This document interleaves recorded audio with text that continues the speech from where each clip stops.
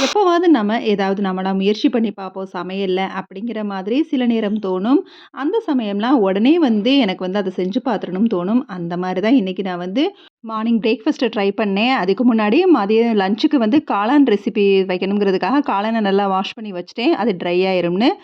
பிரேக்ஃபாஸ்ட்டுக்கு நூடுல்ஸ் தான் ரெடி பண்ணேன். நூடுல்ஸ வந்து கொஞ்சம் ஃப்ரைட் ரைஸ் ஸ்டைல்ல ரெடி பண்ணுவோம் அப்படிங்கிறதுக்காக, நல்லா தண்ணிய பாயில் பண்ணி வச்சு, அதில மேகி நூடுல்ஸ் தான் நான் போட்டு விட்டுருக்கேன்.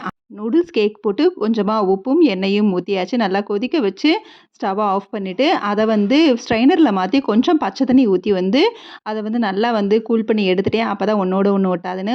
அதே பேன்ல எண்ணெய் ஊத்தி பொடிசா சாப் பண்ண வெள்ளைப்பூடு, நீல வாக்குல கட் பண்ண பெரிய வெங்காயம், கேப்சிகம், தக்காளின்னு அடுத்தடுத்து போட்டு வதக்கிட்டு, கொஞ்சமா மிளகாய் தூளையும், மஞ்சள் தூளையும் போட்டுக்கிறேன். மஞ்சள் தூள் வந்து போட வேணாம். இருந்தாலும் குழந்தைங்களுக்காக வந்து கொஞ்சம் கலர்ஃபுல்லா நூடுல்ஸ் இருந்தா தான் பிடிக்குங்கிற மாதிரி வந்து மஞ்சள் தூளையும் போட்டிருக்கேன். அதோட தக்காளி சாஸும், சோயா சாஸும் சேர்த்து 2 நிமிஷம் வதக்கி விட்டு கலந்து வச்ச முட்டையும் அதோட ஆட் பண்ணி, கொஞ்சம் பெரட்டி விட்டுட்டோம் அப்படின்னா, கடைசியா நூடுல்ஸையும் ஆட் பண்ணி, நல்லா பெரட்டிட்டு கடைசியா மிளகுத்தூள ஆட் பண்ணி இறக்கிட்டோம்னா, சூப்பரான ஃப்ரைட் நூடுல்ஸ் ரெடி.